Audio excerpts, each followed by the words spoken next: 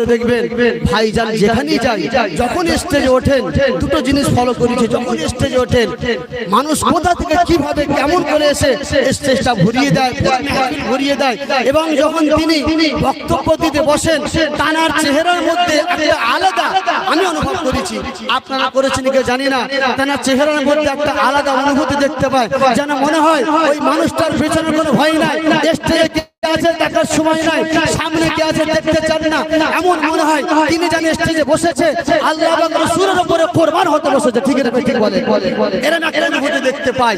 আর যখন কথা যখন বলেন প্রত্যেকটা মানুষ আলাদা ভাবে শুনে, আলাদা একটা আসার করে।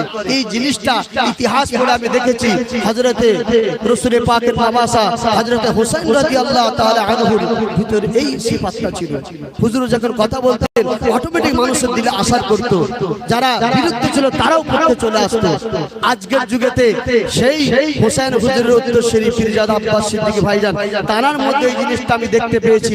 তিনি যখন কথা বলেন যারা বাতিল তাদেরকে আকর্ষণ করে নেন এবং মজমার মধ্যে একটা আলাদা রুহানিয়াত হয়ে যায়। এটা ভাইজান হুজুরের আপনার মেহনতের ফল আল্লাহ পাক তাকে যে কবুল করেছেন তার একটা নিদর্শন।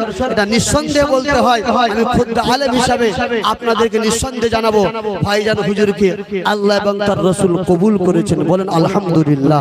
তার প্রতিফল এটাই, বাড়াবাড়ি কিছু বলছি না। সেজন্য অনুরোধ করব এই ছায়াতলে চলে আসবেন, ইনশাআল্লাহ নাজাত পাবেন। যে রাস্তায় ভাইজান নিয়ে যাচ্ছেন সে রাস্তায় আমরা সকলে থাকবো ইনশাআল্লাহ। তাহলে দেখবেন দুনিয়া আখিরাত আমাদের কামিয়াব হবে। আমি আমার ছোট্ট বক্তব্য এখানে শেষ করলাম। ছোট্ট করে আমরা তাকবীর দেব, নারায়ে তাকবীর। এবার ভাইজানের ভালোবাসার মানুষ এত ঝিমিয়ে পড়লে তো হবে না। নারায়ে তাকবীর, নারায়ে তাকবীর। সিলসিলায়ে হক মুজাদ্দিদুজ জামান, সিলসিলায়ে হক মুজাদ্দিদুজ জামান, আওলাদে মুজাদ্দিদুজ জামান।